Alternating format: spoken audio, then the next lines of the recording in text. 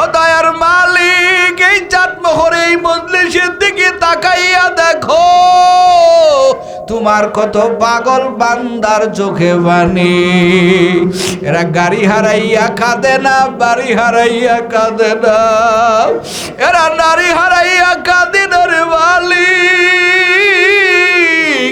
কত পুলিশ কত মানুষের প্রহার করেও চোখ দিয়া পানি বাহির করতে পারে না, কত মানুষ কত আঘাত করে তাও বান্দার চোখ দিয়া পানি বাহির হয় না। কিন্তু এখানে আঘাত করা হয় নাই, পিটানো হয় নাই, ধমক দেওয়াও হয় নাই। ও আল্লাহ, তোমাকে না পাওয়ার বিরহেরা কাঁদতেছে, এদের চোখের পানি কি তুমি তাকাইয়া দেখো না রে মালিক? একজনের চোখের পানিও কি তোমার কাছে মাকবুল হবে না?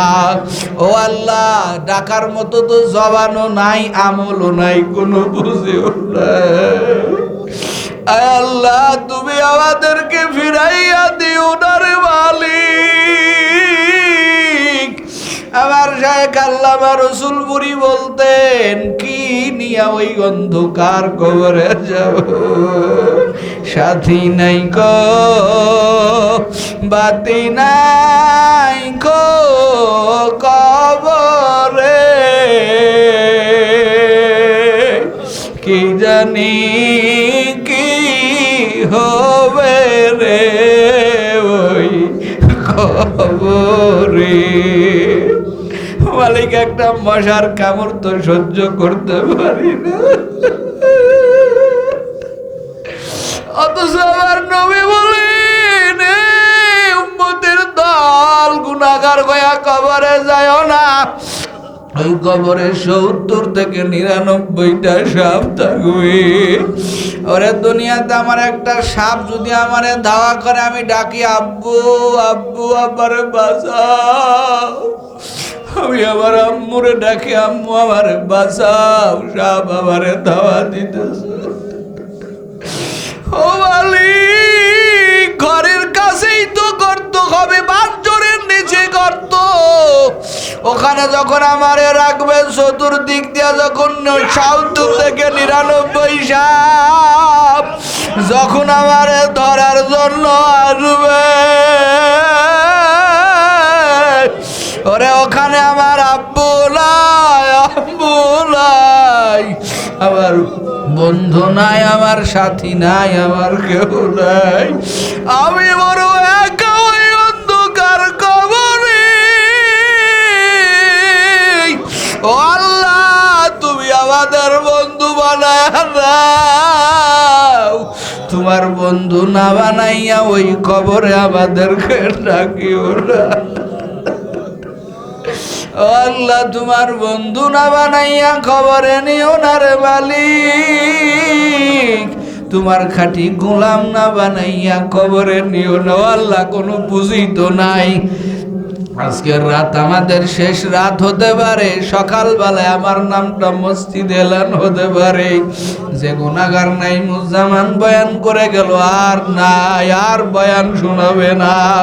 ওরে আমার শায়েখ রসুলপুরিও জানতেন না, ওই সিংড়ার মাহফিল জীবনের শেষ মাহফিল।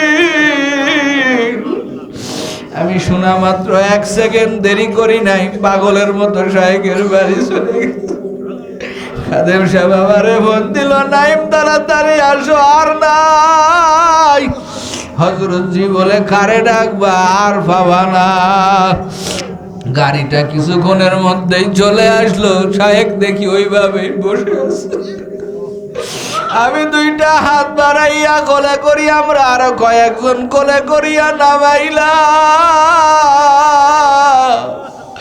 বাবারে, কখন জানি আজরাইলের হাতে ধরা পড়ে যায়, তোমারও জানা নাই, আমারও জানা নাই। যুবক, একটু চিন্তা করে দেখ, তোর লাইনের কত যুবক একসাথেই তো স্কুলে পড়লি, একসাথে এই চাকমোর এলাকায় ঘোরাঘুরি করলি, কই তোর কত খেলার বন্ধুরা কবরে। এ বাবারা, মনে কি পড়ে না যে আব্বারে কত শ্রদ্ধা করতাম, আব্বারে 3টা কাপড় করাইয়া জানাজা ভরাইয়া কান্দের উপরে শুয়াইয়া 3.5 হাত কবরের মধ্যে রাখিয়া দিলা। কই আব্বার মতো আর আব্বা তো দেখা যায় না। এ যুবক, যাই মারে না দেইকা থাকতে পারো নাই, কোথায় তোমার আম্মা? কত মানুষের দেখো, কত বিটিদেরকে দেখো, কই মার মতো তো মা পাওয়া যায় না। আরে যুবক, তুমি আমিও কবরপুরের যাত্রী, ওই কবরে যাইতে হবে। ও যুবক, তোমাদের হাতে ধরি, পায়ে ধরি, আমার মাওলার বন্ধু না বানাইয়া বাবা কবরে যাইও না। হাসরের ময়দানে আমার আল্লাহ তাআলা ওই যে হাসরের ময়দান কায়েম করবেন, আধা হাত উপরে সূর্য, নিচে তামার জমিন। আমার আল্লাহ বলবেন, আমার নবী বলেন, আবু হুরায়রার থেকে হাদিসটা বর্ণিত, আল্লাহর নবী বলেন, ওই কঠিন হাসরের ময়দান যেখানে তামার জমিন, উপরে আধা হাত উপরে সূর্য হবে, জমিনটা বড় কঠিন হবে। আমার নবী বলেন 7 শ্রেণীর মানুষের জন্য আমার আল্লাহ আরশের নিচে ছায়ার ব্যবস্থা করবেন। এ যুবক, 1 নম্বর নবীর হাদিস, সহিহ হাদিস, 1 নম্বরে যারা আদেল বিচারক, যারা ন্যায় নিষ্ঠাবান বাদশা, এদের জন্য আরশের ময়দানে ছায়ার ব্যবস্থা হবে। ওরে 2 নম্বর কারা? বলে 2 নম্বর তারা যেই যুবক যাদের যৌবনটা আমার আল্লাহর ইবাদতে কাটাইছে। যুবক, আজকে তোদের নামাজের কথা বললে তোরা বলো আরো পরে ইবাদত করব, আরো পরে ইবাদত করব। যুবক রে, এমন কোন দিন নাই যে যুবকের লাশের খবর পাওয়া যায় না। আমার ড্রাইভার আমার আসার সময় বলতেছিল ওদের বাড়ির কাছে গলন্দ, ওই যে কয়েকদিন আগে ট্রেনে কাইটা, বাস আর ট্রেনে সংঘর্ষ হইয়া 3টা তাজা প্রাণ চলে গেল। এমন কোনো দিন নাই যে যুবকের লাশের খবর পাওয়া যায় না। এ যুবক, ফ্যামিলি সহকারে কত আল্লাহর বান্দারা চলে গেল। কোনোদিন কল্পনা করেন একটা ফ্যামিলি সবাই কবরে যাবে। এ যুবক, এগুলো দেখিয়াও কি তোর ইমান তাজা হয় না? ও যুবক, তোর পা ডাগাইয়া দে, আমি তোর পায়ে ধরি, আর আমার মাওলারে কাঁদা, আমার মাওলারে আর দুঃখ দিস না, আমার মাওলার আর নাফরমানি করিও না।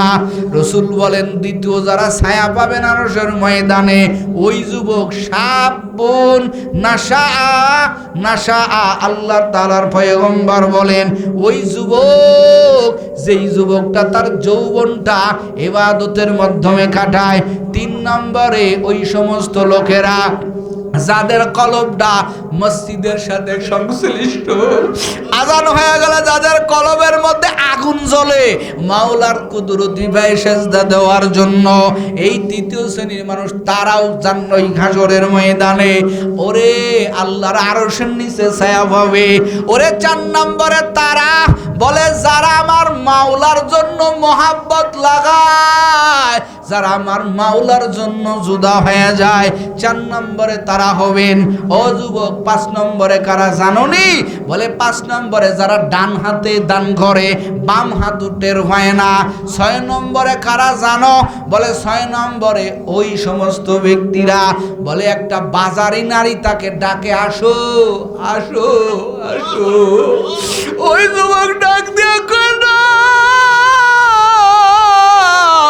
আমি আমার মাওলারে ভয় করি। ওই যুবকের জন্য আমার আল্লাহ হাসরের ময়দানে ছায়ার ব্যবস্থা করবেন। এরে যুবক, 7 নম্বরে কারা জানোনি? আবার নবী হাদিসটাকে এমনি এমনি কয় নাই, বলে 7 নম্বরে হলো তারা সময় পাইলে আমার মাওলারে ডাকে, ইনিয়ে বিনিয়ে আমার মাওলারে ডাকে, যেই ডাকটা আমার শায়েখ রাসূল ভুরি দিতেন, আল্লাহ আল্লাহ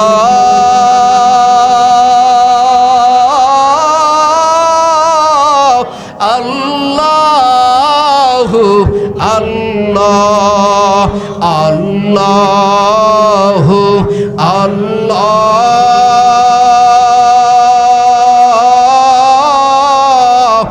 আল্লাহ কি মজার ডাক, বান্দার আল্লাহর মধ্যে নাই কোনো। ওরে আমরা কই সেই সাধু ভাই না? আমার শায়েক যখন বলতেন কলিজা ফিরে যাইতো, মনে হইতো আসলেই মনে হয় আল্লাহকে পাইতেছে। ও বাবা, ও যুবক, কই কই তারা চলে গেল। এজন্য বাবারা রাত হয়ে গেছে, তোমাদের হাতে ধরি পায়ে ধরি এলাকায় সালেক বিন্দুরা আছো, ও ভাইয়েরা আমার অহংকার আনা যাবে না।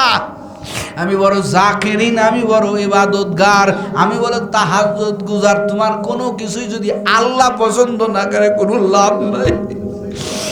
যুবক, যদি আল্লাহ পছন্দ না করে কোনো লাভ নাই।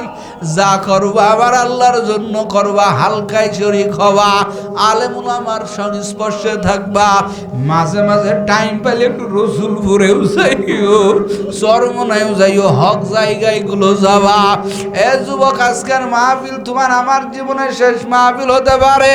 এখানে অনেকের মনে অনেক তামান্না, এখন কারো ভিতরে আল্লাহ পাওয়ার তামান্না, কারো ভিতরে এটা পাওয়ার তামান্না। ও আম্মা জানেরা, তোমাদেরকেও বলে যাই, আমার মাওলাকে ভয় করিয়া চলিও। নবী কিন্তু জাহান্নামে বেশিরভাগ নারীদেরকে দেখছেন। নবী আমার দেখে ভয়ঙ্কর ভয়ঙ্কর রূপে আযাব হইতেছে। ওরে আম্মা জানার বেপরদাগিরি কয়দিন করবেন, আর কয়দিন টিভির টেলিভিশনের নাচ গান দেখিয়া নাপাক অবস্থায় কাটাবেন? আম্মা জান অনুরোধ করে যায়, আবার মাওলার ভয় করিয়া চলিও। যুবক জাকিরিন ভাইরা, আজকের থেকে তওবা করেন, আর গুনাহ করবেন না রে বাবা, আর অন্যায় করবেন না। কারা কারা পারবেন? শেষবারের তওবা হতে পারে, খাটে নিয়ে থাকলে দুটো হাত তওবা। এরা নারীর পাগল। এই হাজার মানুষের মধ্য থেকে আমার আল্লাহ তাআলা ডাক দেয়া কয়, ওমিনান নাসি মান ইয়াত্তাখিযু মিন দুনিল্লাহি আনদাদা ইউহিব্বুনাহুম কাহুব্বিল্লাহ ওয়াল্লাযীনা আমানু আশাদ্দু হুব্বাল লিল্লাহ। জোরে কন্না আল্লাহু আকবার। আল্লাহ কয়, হে দুনিয়াদার, এই দুনিয়ার মধ্যে তাকায় দেখো কত মানুষ দেখা যায়, কত মানুষ দেখা যায়। ওমিনান নাসি মান ইয়াত্তাখিযু মিন দুনিল্লাহি আনদাদা ইউহিব্বুনাহুম কাহুব্বিল্লাহ। কেউ কয় সূর্য আমারে ভালো করছে, কেউ কয় গাছ আমারে ভালো করছে, কেউ কয় ওই দেবতা আমারে ভালো করছে, কেউ কয় ওই ডাক্তার আমারে ভালো করছে, কেউ কয় অমুকের কাছে না গেলে আমার শরীর ভালো হতো না, কেউ কয় অনেকে ওই খোদা, ওই দেবতা, ওই মূর্তি আমার মালিক। আর আমার মাওলা কয়, ও বান্দা, এই হাজার মানুষেরা আমি আল্লাহকে বাদ দিয়া আর এক বস্তুকে, আমি আল্লাহর বানানো সৃষ্টিকে তারা বলে আমার খোদা। জোরে কন্না নাউজুবিল্লাহ। আমার আল্লাহ কয়, বান্দা এতে আমি মোটেও বেজার না, এতে আমি মোটেও অখুশি না। কারণ আমার আল্লাহ কয়, বান্দা এই হাজার মানুষের মধ্যে এক শ্রেণীর মানুষ আছে, তারা বলে রব্বি আল্লাহ, তারা বলে ইন্নাল্লাযীনা ক্বালু রাব্বুনাল্লাহ সুম্মা ইসতাকামু তাতানাজ্জালু আলাইহিমুল মালাইকাতু আল্লা তাখাফু ওয়ালা তাহজানু ওয়া আবশিরু বিল জান্নাতিল্লাতী কুনতুম তুআদুন। এই মানুষগুলো বলে, কি চন্দ্র আমার খোদা না, সূর্য আমার খোদা না, ওই পাহাড় আমার খোদা না, খোদা না, ওই মাটি দিয়া বানানো মূর্তি আমার খোদা না, আমার মালিক একজন, তিনি কে? জোরে জবান ছেড়ে বলতে হবে, তিনি কে? এ বাবা, তোমার আমার চোখ কে দান করেছে? তোমার আমার হাত কে দান করেছে? ওরে তোমার আমার চক্ষু আমার আল্লাহ দান করেছেন। তোমার আমার হাত আমার আল্লাহ দান করেছেন, তোমার আমার পা আমার আল্লাহ দান করেছেন। আমার তো মাঝে মাঝে ভয় লাগে, কালকেও না কবে যেন আপনাদের এই নাটোরে গিয়েছিলাম, এক মাজারে যাইয়া দেখি আমার কিছু মা বোনেরা ওই মাজারের উপরে সেজদায় পড়ে আছে। আমি একটু চিন্তা করলাম যে এই কপালটা দিয়া তুই মাজারে সেজদা লাগাইলে, ওই কপাল তো তোর ওই মাজারওয়ালা বানাইয়া দেয় না, এই কপালটা বানাইছেন কে? আরো আওয়াজ দিয়া বলেন কে?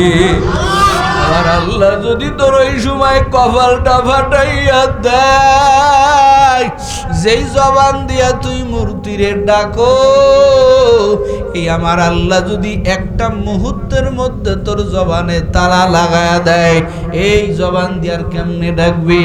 কিন্তু আমার মাওলা বান্দার তালা লাগায় না, মাথা ফাটায় না, বান্দার চক্ষু বন্ধ করে না, বান্দার শব্দ বন্ধ করে না। আমার আল্লাহ কয় বান্দা তুই ডাকতে থাক, ডাকতে থাক। আমার আল্লাহ যতবার ডাকে ততবার আমার আল্লাহ কুদরতি নজরে তাকায় থাকে।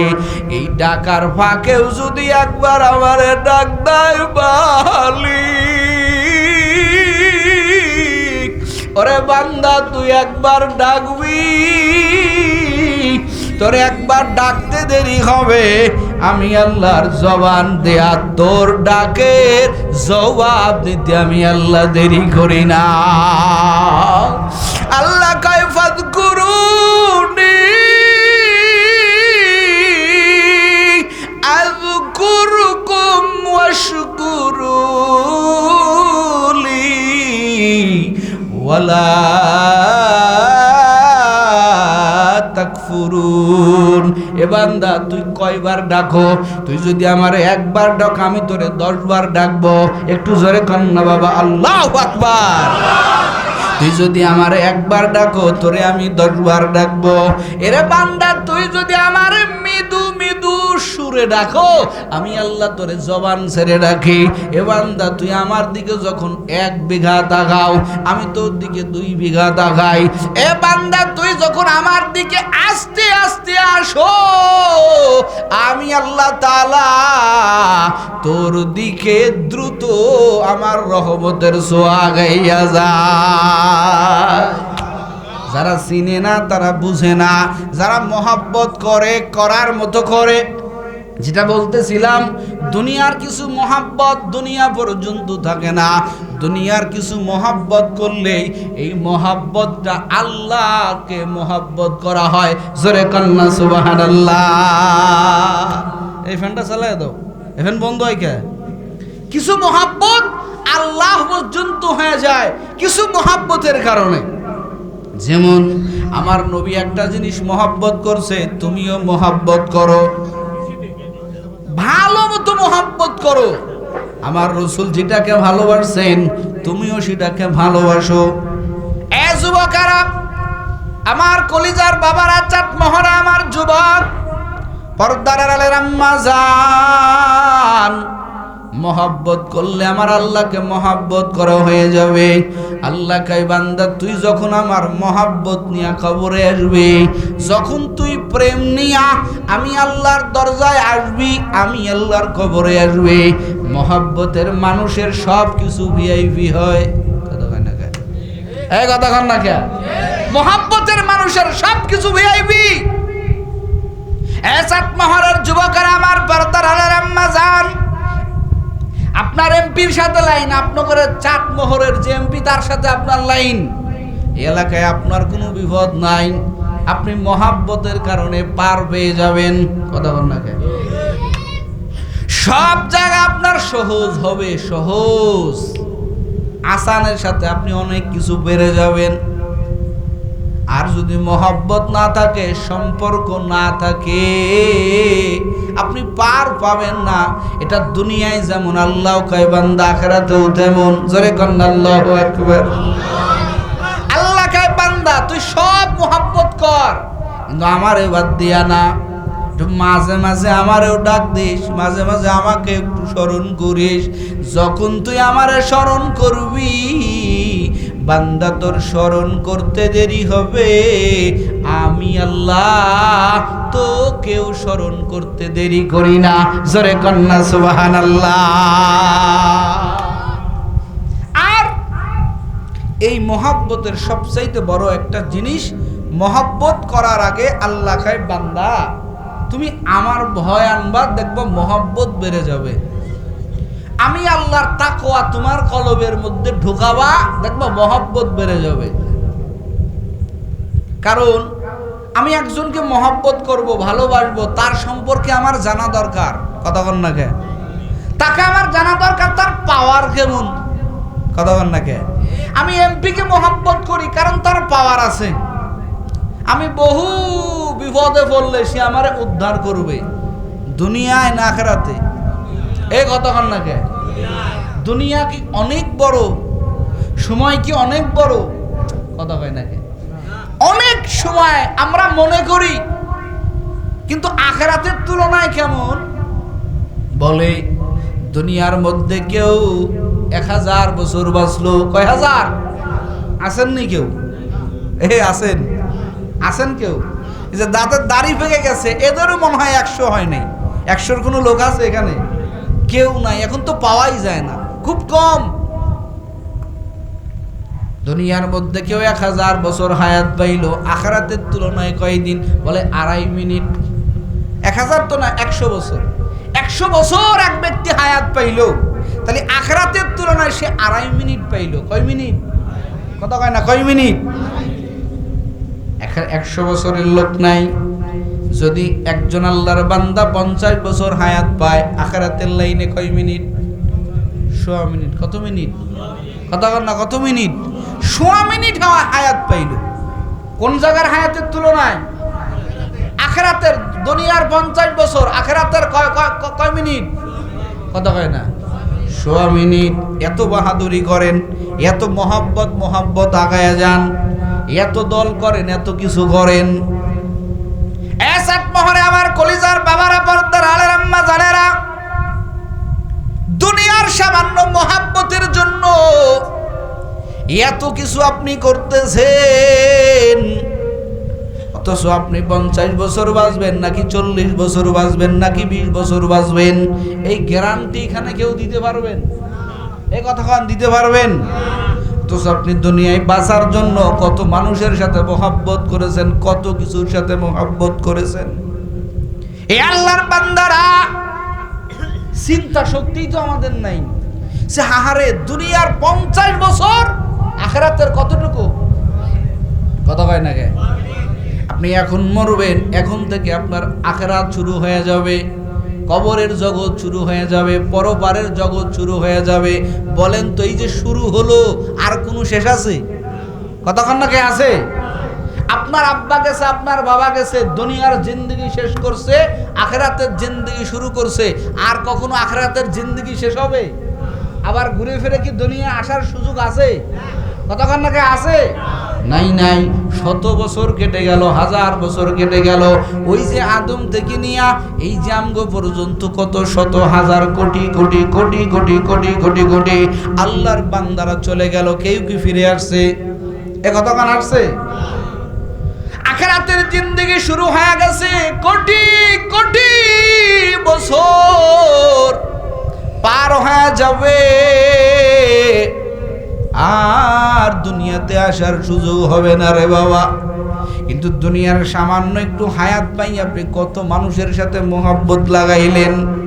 বাবার এগুলো করছেন দুনিয়ার একটু সুযোগ সুবিধা পাওয়ার জন্য, কিন্তু কোরআনের বয়ান, রসুলের বয়ান, উলামায়ে কেরামের বয়ানে আপনার দিলটাকে এটা বুঝাইলো না। দুনিয়ার সামান্য সময়ের একটু মহব্বত, দুনিয়ার সামান্য একটু সুযোগ সুবিধা পাওয়ার জন্য আওয়ামী লীগের সময় আওয়ামী লীগে গিয়া যোগ দিলাম, বিএনপির সময় বিএনপিতে যোগ দিলাম, জামাতে যোগ দিলাম, চরমনায় যোগ দিলাম, হেফাজতে যোগ দিলাম। এটা দুনিয়ার রাজনীতি করার জন্য। কত রাজনীতি মহলে গিয়া আপনি যোগ দিলেন দুনিয়ার সুবিধা পাওয়ার জন্য। এরে বাবারা, কোনদিন কি চিন্তা করে দেখছেন দুনিয়া আমার আসল না, আমার আসল হলো আখেরাত। কথা কোন ঠিক কিনা? ওই আখেরাতে সুযোগ সুবিধা পাওয়ার কথা কোরআনে আছে কি? এ কথা কোন না কে? ওখানে আমার কোন কাজ করলে সুযোগ সুবিধা পাওয়া যাবে, কোন কাজ করলে আমার কবরটা ফুলের বাগান হয়ে যাবে, এটা বলার জন্যই বাবা এই যে উলামায়ে কেরামেরা দূর দূর থেকে আপনাদের কাছে আসে, কোরআন হাদিসের কিছু দরদ মাখা কথা আপনাদের কাছে তুলে ধরে। ও আল্লাহর বান্দারা, এই জন্য আমার নবী কয় এ উম্মতের দল কবরটাকে ভালো একটা জায়গা বানায়া দুনিয়া থেকে যাও।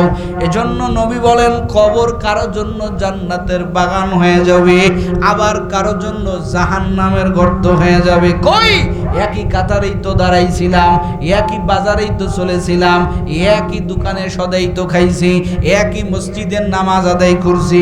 নামাজে দাঁড়াইছে সবাই তো নামাজ পড়ি, কিন্তু একজন নামাজে দাঁড়াইয়া চোখের পানি ধরে রাখতে পারে না। একজন নামাজে দাঁড়াইলে আমার মাওলার কুদরতের কথা স্মরণ হয়ে যায়, আর একজন নামাজে দাঁড়াইলে কারো কারো নামাজ হয় মেরাজ, আল্লাহর সাথে দিদার, আবার কারো কারো নামাজ হয় ঘরের টাকা পয়সার সাথে দিদার, ব্যবসা বাণিজ্যের কথা মনে পড়ে। কথা হয় না পরে কি করে না?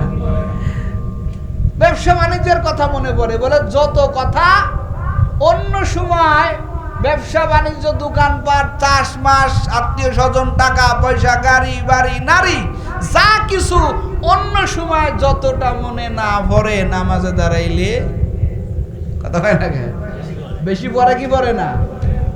হায় রে নামাজ। আবার আল্লাহর কিছু বান্দারা নামাজে দাঁড়াইলে ঝরঝর করে চোখের পানি ফেলায়। এই ব্যক্তিরও নামাজ, ও যুবক তোমারও নামাজ, ও পর্দার আলের আম্মা জান।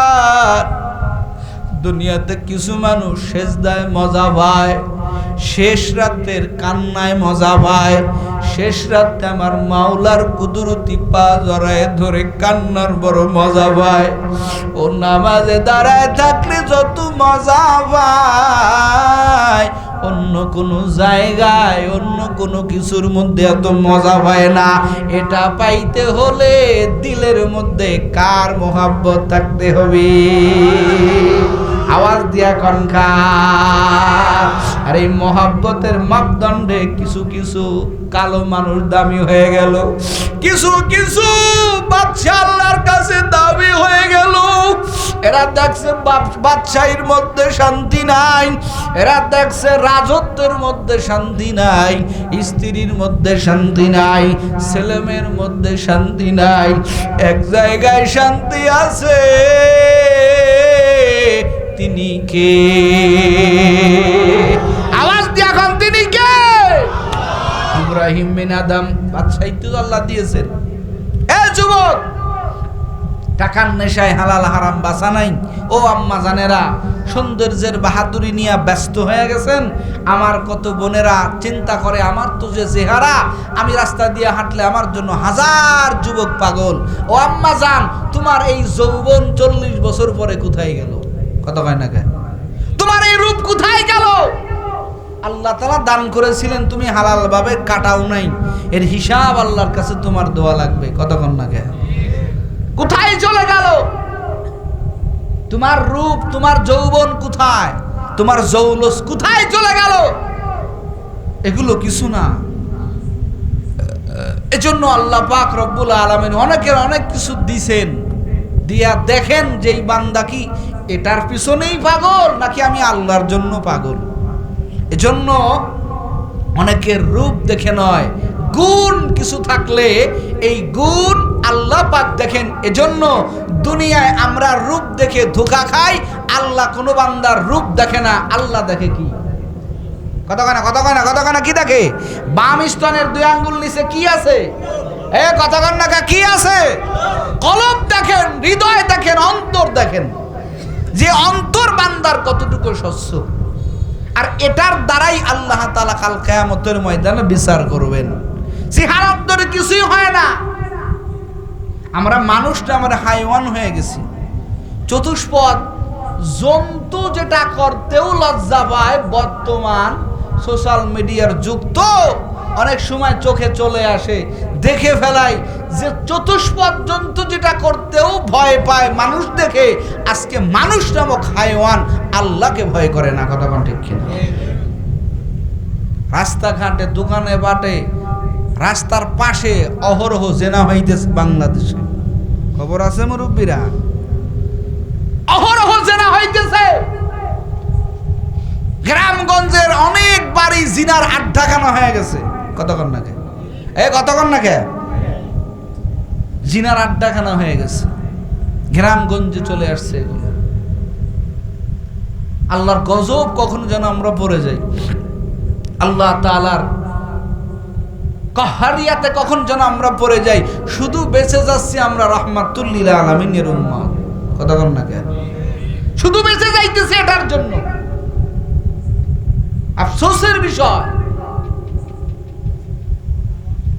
আমাদের চেহারা দেখে, আমাদের রূপ দেখে মানুষ ধোঁকা খাইতেছে, কিন্তু আল্লাহ এটা দুনিয়ায় দেখাইতে পারবা, আমি আল্লাহর দেখাইতে পারবা না। আমি আল্লাহর কাছে বান্দা, তোমার কলবের বড় দাম। সুবহানাল্লাহ। আমি আল্লাহর কাছে তোমার কলবের বড় দাম। सूरत में इंसान है मगर इंसान नहीं है, सूरत में इंसान है मगर इंसान नहीं है, हैवान से बदतर है मगर हैवान नहीं है, हैवान से बदतर है मगर हैवान नहीं है। দেখতে মানুষের মতো আমরা, কিন্তু চতুষ্পদ জন্তু আমাদের কাছে ফেল। কথা কোন ঠিক কিনা? এজন্য বাচ্চা হারুন আর রশিদ, আমার শাইখ মুর্শিদ আল্লামা রসুলপুরি রহমাতুল্লাহ আলাইহি কথাটা বলতেন। বাচ্চা হারুন আর রশিদ কালো বান্দিকে কেন এত মহব্বত করলো, কালো বান্দিকে কেন এত প্রেম করলো, এত ভালোবাসলো? দেখতে তো কালো, সুন্দরী বান্দিরা কয় এ বাচ্চা হারুন আর রশিদ আমাদের দিকে কেন তাকায় না? ওই কালো বান্দির চাইতে আমাদের রূপ যৌবনে কোনো অভাব নাই। এক পর্যায়ে মন্ত্রী পরিষদে বিচার দিয়া দিল, বাচ্চা হারুন আর রশিদ কেন আমাদের দিকে তাকায় না? আমাদের কি রূপ যৌবন কম? আমরা তো ভয় পাই বাদশার কাছে বলতে। ও মন্ত্রীর দলেরা, আপনারা একটু হারুন আর রশিদকে প্রশ্ন করেন, বাদশা কেন আমাদের দিকে তাকায় না, শুধু কালো বান্দিকে এতটা মহব্বত করে? এবার মন্ত্রী পরিষদ বাদশাকে ডাক দেয়া কয়, হারুন আর রশিদ আপনি এই কালো বান্দির জন্য এত কেন পাগল, এত কেন তাকে মহব্বত করেন, ভালোবাসেন? বাদশা হারুন আর রশিদ ডাক দেয়া বলেন, ও মন্ত্রী পরিষদ দেখতে চাও না শুনতে চাও? মন্ত্রী পরিষদ ডাক দিয়া বলেন, দেখা যদি যায় কেন আবার শুনবো, দেখাইলেই তো ভালো হয়। বলে ঠিক আছে, সবাই এক জায়গা করো, তোমরা মন্ত্রীরাও থাকবা, আমার সব কালো বান্দিরাও থাকবে, আমার সব বান্দিরাও থাকবে। সবাই এক জায়গা করছে। এক জায়গা কইরা বাচ্চা হারুন আর রশিদ সব দাসীকে ডাক দিয়া কয়, আজকে তোমাদের জন্য বিশাল অফার। কি অফার? বলে আমার রাজ দরবারে মাল সম্পদের অভাব নাই, টাকা পয়সার অভাব নাই। আমি মাত্র কয়েক মিনিটের মধ্যেই তোমাদেরকে পাওয়ার দিয়া দিলাম, ক্ষমতা দিয়া দিলাম, মালিক বানায় দিলাম। যে যেইটা ধরবা আমি বাদশা তোমাদের কাছে ওয়াদা দিলাম, যে যেটা ধরবা তোমাদের আমি সেটা মালিক বানাই দিব। যাও যাও যাও, তোমাদেরকে অফার দিয়া দিলাম। কিসের জন্য বসছে, কি এর জন্য বসছে? বান্দিদের কোনো কিছু মাথায় নেই, সব পাগল হয়ে গেছে। টাকা পয়সার লোভ, দুনিয়ার লোভ। এজন্য দুনিয়ার মানুষের তিনটা কারণে আল্লাহর মহব্বত কমে যায়। জোরে কোন কয়টা কারণে? জোরে বলেন, আরো জোরে বলেন। এক নম্বর, খুব মনে রাখবেন, খুব মনে রাখবেন, এক নম্বর এই চেয়ারের মহব্বত, ক্ষমতার মহব্বত। কতক্ষণ লাগে? ক্ষমতার মহব্বত। দুই নম্বরে যৌবনের মহব্বত। কিসের মহব্বত? কথা না, কিসের মহব্বত? যৌবনের মহব্বত। তিন নম্বরে মালের মহব্বত। এই তিনটা কারণে মানুষ আল্লাহর মহব্বত থেকে দূরে সরে যায়। হচ্ছে কিনা? কথা হচ্ছে কিনা?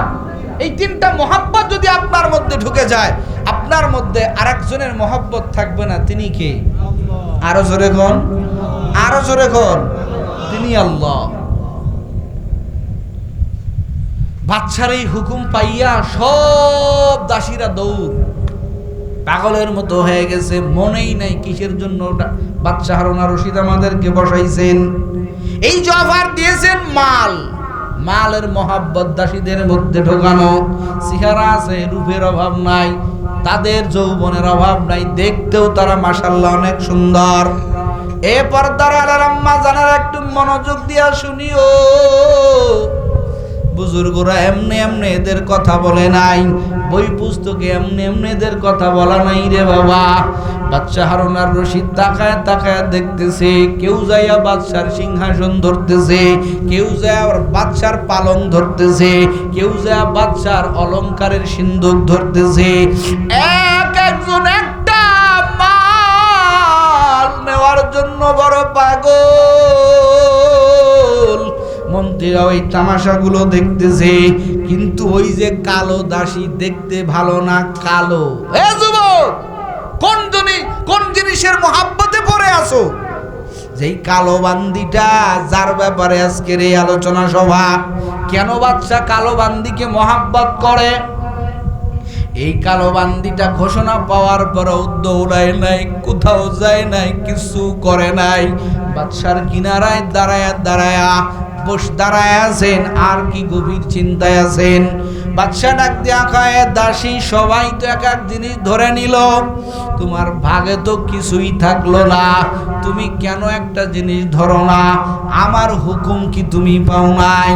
এই কালো বান্দিটা এবার চোখের পানি ছাড়িয়া দিয়া কয়, বাদশা আসলেই কি আপনি, আমি যেইটা ধরবো ওই জিনিসটা কি আপনি আমারে দিবেন? বাদশা কয়, অবশ্যই দিব না কেন? এবার কালো বান্দিটা দেখতে কালো রে যুবক, কিন্তু বান্দিটার হৃদয়ের মধ্যে বাদশার কি পরিমাণ মহাব্বত। এবার কালো বান্দিটা আস্তে করে বাদশার মাথার উপরে হাত রেখে দিছে। বাদশা হারুন আর রশিদ সব মন্ত্রীদেরকে বুঝাইতে চান, প্র্যাকটিক্যালে বুঝাইতে চান, কেন কালো বান্দিটাকে আমি মহাব্বত করি। এবার বাদশাহ প্রশ্ন ছুড়ে দিলেন, ও বান্দি, ওরা সবাই এক একটা দামি জিনিস ধরলো, তুমি কেন দামি জিনিসের দিকে আগাইলা না? তুমি কেন আমার মাথার উপরে হাত রাখলা? এবার বান্দির কাঁদে আর কয়, বাদশা হারুন আর রশিদ, আমি আপনাকে বড় মোহাব্বত করি, কারণ আমি যদি আপনাকে পেয়ে যাই, ওই কষ্ট করে সিন্ধুক আমারে পাওয়া লাগবে না, ওই রাজ সিংহাসন আমার পাওয়া লাগবে না। ও বাদশা, আপনি যদি আমার হয়ে যান, ওই সব কিছু আমি এমনি পেয়ে যাব। জোরে কন্যা আল্লাহু আকবার। আপনি যদি আমার হয়ে যান, সব কিছু আমার হয়ে যাবে। এরা চাঁদমোহরের যুবক, ও পর্দার আড়ালের আম্মা জান, এই জন্যই দুনিয়ার মধ্যে এক শ্রেণীর মানুষ, তারা গাড়ির পিছনে দৌড়ায় না, নারীর পিছনে দৌড়ায় না, তারা জায়গা জমির পিছনে দৌড়ায় না, এরা তালাশ করে আবার মাওলা কই, আমি যদি আমার মাওলারে পেয়ে যাই, আবার মাওলা যদি আমার হয়ে যায়, আবার মাওলা যদি আমার রব হয়ে যায়, দুনিয়ার সব কিছু পাবো, শুধু দুনিয়া না, মাল্লাহুল মাওলা ফালাহুল খুল। আল্লাহ তোমারে দুনিয়া আখিরাতের বাদশা আমার আল্লাহ বানায় দিবে। এজন্য রাজত্ব ছাড়ছে একজনের পাওয়ার আশায়। তিনি কে? এ যখন তিনি কে? রাজত্ব ছাড়ছে আল্লাহকে পাওয়ার জন্য। ইব্রাহিম বিন আদম রাজত্ব ছেড়ে দিলেন, না নাই রাজত্ব আমার দরকার নাই, যেই রাজত্বের মধ্যে আমার মাওলা পাওয়া যায় না। ইব্রাহিম বিন আদম রাতের বেলায় শুয়ে আছেন। এ যুবকেরা, ও আশিক ভাইরা, ইব্রাহিম বিন আদম পালঙ্কের উপরে শুয়ে আছে। রাতের বেলায় ছাদের উপরে ঘোড়ার পায়ের আওয়াজ শোনা যায়। ইব্রাহিম বিন আদম ছাদে উঠা দেখে, যার ছাদে তো ঘোড়া কেন, একটা পিপিলিকা পর্যন্ত আসার সিস্টেম নাই। ইব্রাহিম বিন আদম বলে, ভাই তুমি কে? বলে, আমি একটা ঘোড়সওয়ার, আমার একটা ঘোড়া হারায় গেছে, এই জন্য আমি ঘোড়াটা তালাশ করতেছি। ইব্রাহিম বিন আদম বলে, আমার ছাদ কি তোমার ঘোড়া তালাশ করার জায়গা? বলে, কেন হবে না? বলে, ছাদ ঘোড়া যদি পাইতে চাও জঙ্গলে যাও, ওখানে গিয়া তোমার ঘোড়া তালাশ করো। এবার ওই লোকটা ডাক দেখো, ইব্রাহিম বিন আদম, যদি তোমার ছাদটা ঘোড়ার খোঁজার জায়গা না হয়, ও ইব্রাহিম বিন আদম কি পাইছো? এই রাজ সিংহাসন পাইছো, পালঙ্ক পাইছো, ক্ষমতা পাইছো, তোমার হুকুমে এই দেশের মানুষ ওঠে বসে। এরে ইব্রাহিম বিন আদম, সব পাইছো কিন্তু একজনকে পাও নাই। তিনি কে? সরে বলেন, তিনি কে? বলে, সব পাইছো, আল্লাহকে পাও নাই, তুমি কিছুই পাও নাই। আর তুমি কিছুই পাও নাই, আমার মালিকের পাইছো। এরা চাটমোহরের যুবক, পর্দার আড়ালের আম্মা জানেরা, তুমি সব পেয়ে গেছো। এটা বলার পরে লোকটার আর কোনো হদিস নাই, হারাই গেছে। আর কোনো হদিস নাই, আর কোনো হদিস নাই। ইব্রাহিম বিন আদম ঘরে ঢুকলেন, পালঙ্কে আর ঘুম আসে না, এপাশ ওপাশ করে। আসলেই তো কথাটা সত্যি, কারণ কার কখন দিলের মধ্যে আল্লাহ পাওয়ার জজবা তৈরি হয়ে যায়, এটা বান্দা বলে কয়ে আসে না। এখানে বহু লোক আছেন, নামাজ চিনতেন না, দাড়ি বুঝতেন না, মসজিদ বুঝতেন না, এখন এক ওয়াক্ত নামাজ কাজা হয়ে গেলে দিলের মধ্যে আগুন জ্বলে। আছে না নাই? এ কতক্ষণ আছে না নাই? এ বাবা, হেদায়েতের মালিক আমার আল্লাহ, কার কোন ওসিলায়, কোন ভিত্তিতে, কোন বয়ানে, কোন শায়েখের নেক নজরে আমার আল্লাহ পরিবর্তন করে, এটা তোমারও জানা নাই, আমি বক্তা নাই, মুজামানেরও জানা নাই। একটা আশাই ঘুরি রে বাপজান, ওই আমার শায়েখের কথার মতো ওই হাসরের ময়দানে আমার আল্লাহ যদি একবার আমারে জাহান্নামে দিয়াই দেয়, আর আমার বয়ান শুনিয়া কেউ যদি নামাজ ধরে, রোজা ধরে, আমার আল্লাহকে পাওয়ার জন্য মুজাহাদা করে, এই লোকটার ওসিলায় আল্লাহ আমাকে মাফ করে দিতে পারেন।